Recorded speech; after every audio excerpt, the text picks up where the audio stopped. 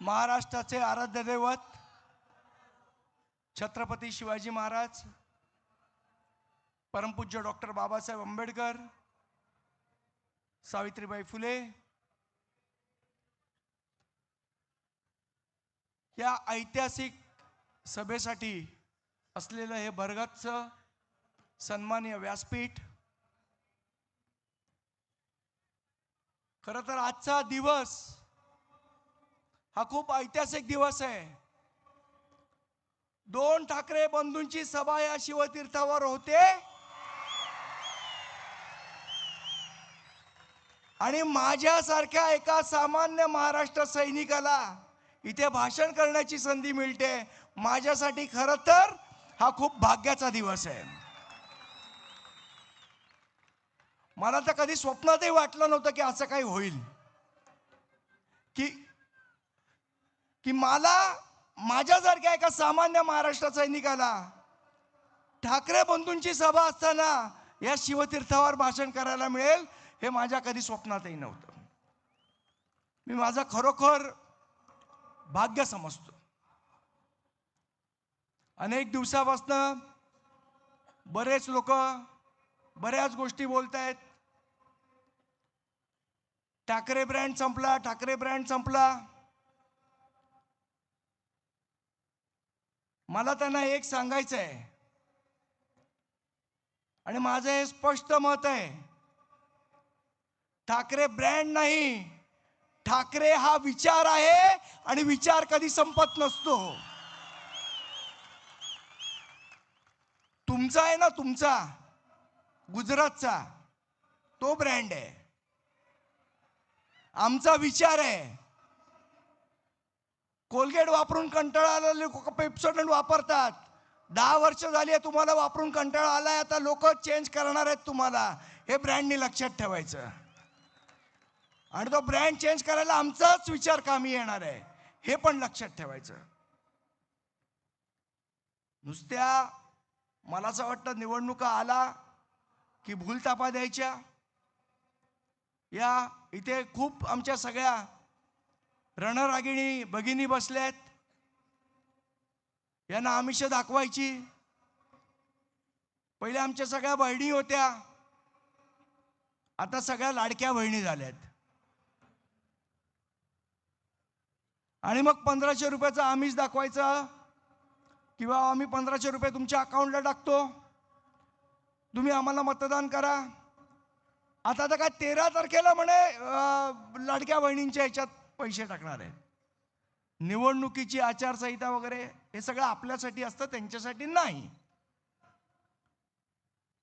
पण मला या सरकारला सांगायचं आहे, या आमच्या लाडक्या बहिणी खूप हुशार आहेत, तुमच्या गोष्टींना या बोलणार नाहीत। नवऱ्याचा अख्खा पगार खिशात घालून सुद्धा त्या नवऱ्याला बदलत नाहीत, ते तुमच्या लाडक्या बहिणींच्या 1500 रुपयाला बदलणार आहेत का? त्यामुळे उगाच या गोष्टीच्या भानगडीत पडू नका, त्यांना भुलवायला पडू नका। आणि सारखं आपलं एकच, मग ते भाजपवाले असतील नाही तर सेनेवाले असतील, ते शिंदे सेनेवाले असतील। ठाकरे काय मराठीसाठी नाही आले, फक्त सत्तेसाठी आले, एकत्र सत्तेसाठी आलेत, मराठीसाठी नाही आलेत। मग माझा यांना प्रश्न आहे की भाजप, शिंदे शिवसेना आणि राष्ट्रवादी अजित पवार साहेबांची तुम्ही तिघं एकत्र गोट्या खेळायला आलात का विटीदांडू खेळायला आलात?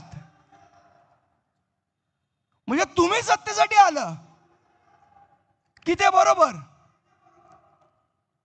आम्ही मराठी माणसांसाठी आलोय आणि एकत्र आलोय, ते सत्तेसाठी आलोय आणि ही सत्ता मराठी माणसासाठी राबवण्यासाठी एकत्र आलोय। आपण सगळे मराठी आहोत आणि आम्हाला सुद्धा 56 इंचाची छाती आहे आणि ती फुगून आम्ही सांगू शकतो आम्ही मराठी आहोत। तुमच्या कुरेशींना जमणार आहे का हे सांगायला? त्यामुळे उगीच नसत्या गोष्टी आम्हाला सांगू नका, आम्हाला शिकवू नका. यावेळची निवडणूक ही खरं तर थोडीशी वेगळी निवडणूक आहे. दरवेळेला जेव्हा महानगरपालिकेची निवडणूक असते त्यावेळेला आपण अनेक विषयांवर, अनेक मुद्द्यांवर चर्चा करत असतो. मग रस्त्याची चर्चा असेल, वॉटर डिस्ट्रीब्युशन, पाणी वाटप याची चर्चा असेल, मलनिस्सारण वाहिनीच्या संदर्भातली चर्चा असेल, आरोग्याची चर्चा असेल, प्राथमिक शिक्षणाची चर्चा असेल. पण यावेळची निवडणूक वेगळी आहे. या सगळ्या प्रश्नांबरोबर यावेळची निवडणूक ही मराठी माणसाच्या अस्मितेची लढाई आहे. यावेळची निवडणूक ही मराठी अस्मितेचीच आहे. यावेळची निवडणूक याच्यासाठी वेगळी आहे की आम्ही काय खायचं आणि काय नाही खायचं हे तुम्ही नाही, हे आम्ही ठरवणार, हे ठासून सांगण्यासाठी यावेळची महानगरपालिकेची निवडणूक आहे. या मुंबईमध्ये मराठी माणसाचीच दादागिरी चालणार हे ठासून सांगण्यासाठी यावेळची महानगरपालिकेची निवडणूक आहे. आणि सर्वात महत्त्वाचं, या बृहन्मुंबई महानगरपालिकेमध्ये मराठीच महापौर बसणार हे सांगण्यासाठीची ही निवडणूक आहे. बाबांनो, आपण सगळ्यांनी सावध राहिलं पाहिजे. नाहीतर जी परिस्थिती न्यूयॉर्कमध्ये झाली ती मुंबईत व्हायला वेळ लागणार नाही. आज न्यूयॉर्कची परिस्थिती वेगळ्या पद्धतीने भारतीय जनता पक्ष दाखवतोय. काय दाखवतोय की म्हणे न्यूयॉर्कचा महापौर मुसलमान झाला. जे ममतानी निवडून आले ना न्यूयॉर्कला, ते मुसलमान म्हणून नाही आले. न्यूयॉर्क शहराची डेमोग्राफी तिथे येणाऱ्या परप्रांतीयांनी बदलली म्हणून ममतानी महापौर झाले. ममतानींना वोट करणारे कोण होते? भारतीय हिंदू होते, भारतीय मुस्लिम होते, फिलिपिन्स होते, डच होते, चायनीज होते. हे सगळे परप्रांतीय एवढ्या प्रमाणात न्यूयॉर्क शहरात घुसले की तिथे जे ओरिजिनल न्यूयॉर्कवासी आहेत त्यांना स्वतःचा महापौर करता आला नाही आणि सगळ्या परप्रांतीयांनी मिळून तिथे ममतानींना महापौर केलं. जर आपण असेच गाफील राहिलो तर आपल्याला नुसते सांगतायत मुंबई शहर काही मराठी नाही, ते आता कॉस्मोपॉलिटन आहे. उद्या हीच परिस्थिती मुंबई शहरावर उडवल्याशिवाय राहणार नाही. काल परवा ते अण्णा मलई लुंगी डान्स करत मुंबईत आलेले. त्या लुंगी डान्सवाल्यांनी काय सांगितलं, मुंबई महाराष्ट्राची नाही, मुंबई म्हणे आंतरराष्ट्रीय सिटी आहे, महाराष्ट्राची काही संबंध नाही. मला त्या लुंगी डान्सवाल्यांना सांगायचं आहे, इथे येऊन वाटेल ते बोलू नका, आता हटाव लुंगी आणि बजाव पुंगी करून परत पाठवू तुम्हाला. इथे येऊन शहाणपणा नाही शिकवायचा आम्हाला. तुमच्या चेन्नईत बोलाल का हे? मराठी माणसाला गृहीत धरण्याचा प्रयत्न हा कोणीही करू नये. आज ही महानगरपालिकेची निवडणूक लढवत असताना मराठी अस्मितेचा विषय तर आहेच, पण गेल्या 3 वर्षात ज्या पद्धतीने या बृहन्मुंबई महानगरपालिकेमधले नगरसेवक नसल्यामुळे ज्या पद्धतीचं ओरबाडणं चालू आहे त्याचं उत्तर आपल्याला मताद्वारे ह्या गोष्टीमध्ये द्यायचं आहे, या महानगरपालिकेच्या निवडणुकीत द्यायचं आहे. आज माझी सन्माननीय राजसाहेब आणि सन्माननीय उद्धवसाहेब दोघांना विनंती आहे. मी महानगरपालिकेत 2012 ते 2017 नगरसेवक म्हणून काम केलंय. साहेब, आज महानगरपालिकेची अत्यंत दयनीय अवस्था आहे. आज नुसतं कंत्राटी कामगारांनी महानगरपालिका भरत चाललेले आहेत. माझी विनंती आहे, जर तुम्ही सत्ता आल्यानंतर जर एक निर्णय घेतलात तर आमच्या महाराष्ट्रातल्या मुंबईमधल्या जवळजवळ 1.5 लाख लोकांना महानगरपालिकेत रोजगार मिळू शकतो आणि ते तुम्ही देऊ शकता. आणि याची आकडेवारी सन्माननीय मोदी साहेब बसले सांगितलं तसं 2 कोटीचे रोजगार तसे नाहीत. खरेखुरे 1.5 लाख लोकांना रोजगार महानगरपालिकेत मिळू शकतो, कारण 30% जागा या महानगरपालिकेने भरलेल्याच नाहीयेत. आणि त्या जर भरल्या तर वर्षाला 1 लाख लोकांना रोजगार आपल्याला देता येईल. त्यामुळे माझी विनंती आहे की आपण त्या प्रकारचा निर्णय घ्यावा. आणि मला खात्री आहे आमचे दोन्ही सन्माननीय नेते तो निर्णय घेतील. आज महानगरपालिकेच्या BSTची अवस्था अतिशय वाईट झालेली आहे. आमचे महानगरपालिकेचे जे BSTचे जे मराठी कामगार आहेत, आज त्यांना प्रॉव्हिडंट फंड मिळत नाहीये, त्यांची उरलेली थकबाकी मिळत नाहीये.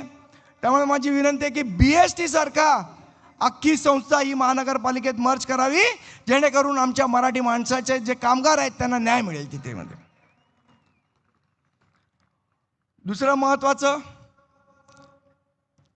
रोज सांगितलं जातं आम्ही विकास केला. मुंबईचा विकास हा फक्त आम्हीच केला, भारतीय जनता पार्टी आणि त्यांनी केलं. माझा त्यांना प्रश्न, विकास म्हणजे रस्ते बांधणं, याला जर विकास म्हणायचं का? बरं काय म्हणाले, कोस्टल रोड आम्ही बांधला. प्रभू साहेब माझ्याबरोबर नगरसेवक होते. आत्ता परवा राहुल शेवाळेंनी 2012चे नगरसेवक होते. त्यावेळेला मला असं वाटतं शिवसेना भारतीय जनता पक्षाची सत्ता होती. आणि त्या कोस्टल रोडचं काम त्यांच्या कारकिर्दीत झालं, म्हणून त्यांनी आमच्या सगळ्यांचा सत्कार केला. आणि मग जर त्यांच्या कारकिर्दीत झालं तर 2012ला जर ते त्यांच्या कारकिर्दीत झालं, याचा अर्थ कोस्टल रोड हा त्याच वेळेला झाला, आत्ता झाला नाही. हे मी नाही सांगत आहे, राहुल शेवाळे सांगतायत. त्यामुळे किती खरं बोलताय किती खोटं बोलताय, मला असं वाटतं हे एकदा कळलं पाहिजे. अजून खूप गोष्टी बोलण्यासारख्या आहेत, पण माझ्यानंतर आपण खरं तर आपल्याला उत्सुकता आहे अनेक मान्यवरांचं भाषण ऐकायची. त्यामुळे मी जास्ती आपला वेळ घेणार नाही. जाता जाता मात्र 4 ओळींची एक कविता आपल्याला ऐकून जाईन. कविता आपल्याला माहितीच असेल, पण ती आजच्या ह्या परिस्थितीमध्ये लागू असणारी कविता आहे. कुसुमाग्रजांची कविता आहे.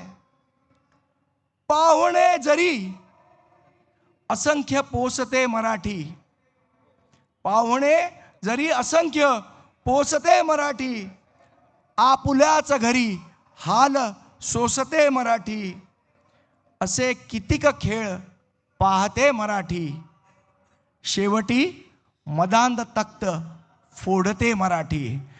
त्यामुळे येणाऱ्या 15 तारखेला या माजलेल्या आणि मदांध तख्ताला फोडून आपल्या या 227 उमेदवारांना, मशाल असेल तर मशाल, इंजिन असेल तर इंजिन, तुतारी असेल तर तुतारी, आपण प्रचंड बहुमताने निवडून द्या अशी एक विनंती करतो आणि माझे 2 शब्द संपवतो. जय हिंद, जय महाराष्ट्र.